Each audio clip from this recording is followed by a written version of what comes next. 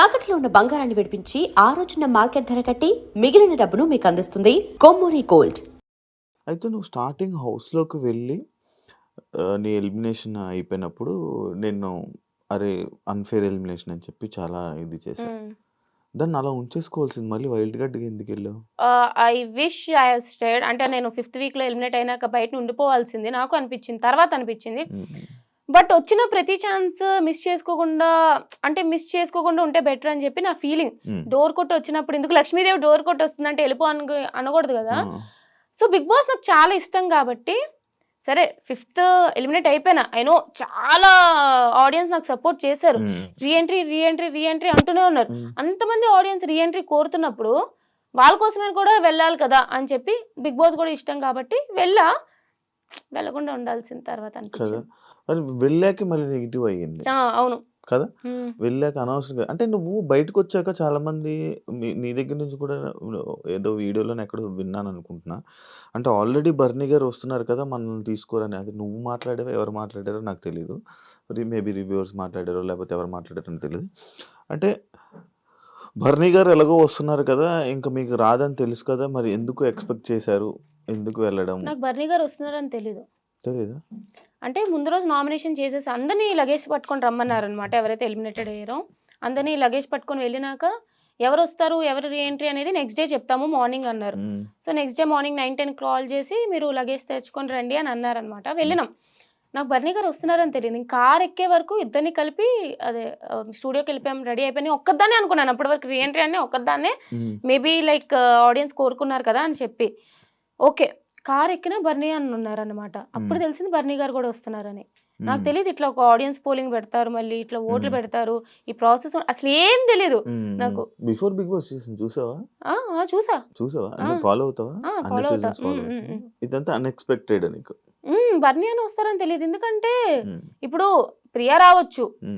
ఎవరైనా రావచ్చు. హ్మ్. మేబీ ఏదైనా ఓటింగ్ ప్రాసెస్ అందరికి కలిపి పెడతారేమో అని కూడా అనుకోవచ్చు. హ్మ్. బట్ అలా కాకుండా లేకుంటే నీ ఒక్కదాన్నే వెళ్ళాలి. ఎందుకంటే నాకు అన్‌ఫెయిర్ అప్పుడు జరిగింది అని చెప్పి ఆడియన్స్ ఫీల్ అయ్యారు హ్మ్. కాబట్టి. హ్మ్. బట్ అట్లా కాకుండా నన్ను బర్నీ అన్నని పట్టుకెళ్తారని చెప్పి నాకు తెలీదు యాక్చువల్లీ. యాహ్! హౌస్‌లో బయట ఏం జరుగుతుందో నీకు తెలుసు. హ్మ్.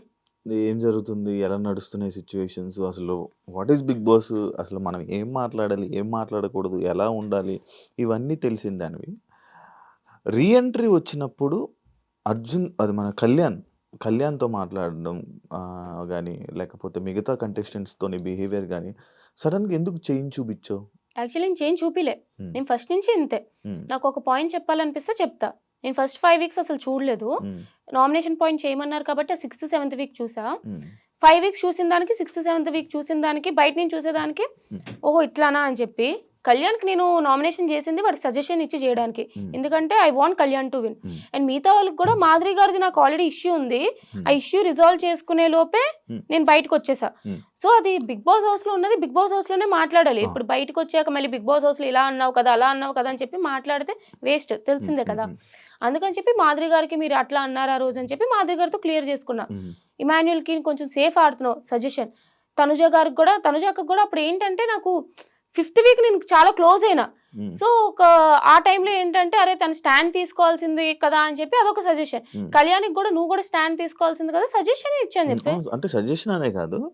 అంటే కళ్యాణ్‌తోనే కూర్చొని, కళ్యాణ్‌తోనే ఉండి లేదు లేదు. ఆ! ఎక్కువ అందరు మాకైతే కనిపించింది అదే. అలాగే లేదు. కనిపించింది. నేను అందరితో హ్మ్. డెమోన్ రీతుతో కూర్చున్నా, మాట్లాడా. కళ్యాణ్ పడుకొని పోయినాక గూడా హ్మ్. నేను ఉన్నదే 2, 3 డేస్. హ్మ్. ఓకే. హ్మ్. అప్పటికే టీమ్స్ విడిపోయాయి. హ్మ్. బర్నీ అన్నకి సపోర్ట్ చేసేవాళ్ళు బర్నీ అన్నకి, నాకు సపోర్ట్ చేసేవాళ్ళు నాకు అన్నట్టు. సో, నాకు సపోర్ట్ చేసేవాళ్ళకు గేమ్ ప్లాన్‌లవి ఇవి మాట్లాడతాం కదా! హ్మ్. సో, నేను మాట్లాడుతున్నా అందరితో. డెమోన్ రీతుకు నేను నైట్ కూర్చోబెట్టి ఇట్లా ఇట్లా అవుతుంది అని చెప్పి మాట్లాడా. అది కూడా చూపిచ్చారు. హ్మ్. కళ్యాణ్‌తో మాట్లాడా. మాధురి గారితో చాలా మాట్లాడా. అందరితోనే మాట్లాడా. హ్మ్. హ్మ్. హ్మ్. మేబీ నేను కళ్యాణ్‌తో క్లోజ్ కాబట్టి అట్లా చూపిచ్చారేమో. కానీ మీరు లోపలికి వెళ్ళిన చాలా మంది చెప్పేసుకున్నారు కదా! ఏమంటే అంటే బయట ఏం జరుగుతుంది? ఈ వైల్డ్ కార్డ్స్ చెప్పేసారు కదా! అహా! చెప్పడం అంటే ఫైర్ స్టోన్. నిజంగానే నాకు ఫైర్ స్టార్మ్స్ ఏం చెప్పారో తెలీదు. ఎందుకంటే వాళ్ళు ఎంట్రీ అవ్వగానే నేను బయటకొచ్చాను గానీ, హ్మ్. కానీ హింట్లు ఎళ్తూనే ఉన్నాయి కదా! Hmm. First fire storms third week Divya వచ్చింది. తర్వాత వైల్డ్ కార్డ్స్ ఎళ్లారు. హ్మ్. తర్వాత మేమెళ్ళాం. హ్మ్. బర్నీ అన్నొచ్చారు. హ్మ్. తర్వాత మళ్ళీ ఇట్లాగా అంటే వీళ్ళు హ్మ్. ఎక్స్ కంటెస్టెంట్స్ ఎళ్లారు. హ్మ్. హ్మ్. మళ్ళీ అర్జున్ ఎళ్లారు. అమర్‌దీప్ ఎళ్లారు. ఆది గారు వచ్చారు, ఉమ్, ఇంట్లో వెళ్తూనే ఉన్నాయి కదా. అవును అవును. సో కానీ నువ్వు బాగా ఫీల్ అయ్యావా ఆది గారిది నిజంగా? చాలా ఫీల్ అయినా. అవునా? అంటే బేసిక్లీ ఏంటంటే ప్రతి సీజన్ లో ఒక హైలైట్ ఎపిసోడ్ ఉంటది. అందరూ చూసేది ఏంటి, ఆది గారు కామెడీ కోసం చూస్తారు, దివాళీ ఎపిసోడ్ కోసం. అంటే ఆ తర్వాత కూడా రీక్రియేట్ చేస్తూ ఉంటారు.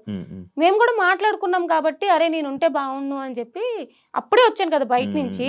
సడన్ గా ఈ ఎపిసోడ్ ఇట్లా వచ్చారంటే ఇలా మాట్లాడారంటే తెలిసేటప్పటికి చాలా హర్ట్ అయినా. అప్పుడు ఎన్ని రోజులు డిప్రెషన్ లో? యాక్చువల్లీ నేను ఇంకా డిప్రెషన్ అని చెప్పను కానీ అది ట్రామా నుంచి ఒకసారి ఇప్పుడు బిగ్ బాస్ గురించి మాట్లాడుతున్నాను కానీ మైండ్ అటు వెళ్ళింది అంటే అరే నాకెందుకు అయ్యింది అని చెప్పి అట్లా వెళ్ళిపోతూ ఉంటాను. అది ఇప్పుడు మళ్ళీ పోదు కదా, మళ్ళీ హౌస్ లోకి వెళ్ళి మళ్ళీ టాప్ 5 ఉన్నంత వరకు పోదు కదా నీకు. కాదు ఏవి ఏంటి అసలు నీ ఏవి కోసం అంత ఫైట్ చాలా చేసావు? చాలా చాలా రిగ్రెట్ అది నాకు. ఇప్పుడు బిగ్ బాస్ అంటే చాలా ఇష్టమైన అమ్మాయి నేను. నా అలాంటి ఒక కామనర్ గా అసలు బిగ్ బాస్ ఛాన్స్ వస్తుందో లేదో తెలీదు, అలాంటిది వచ్చింది. 1 వీక్ 2 వీక్స్ 3 వీక్స్ ఇవన్నీ పక్కన పెట్టేద్దాం.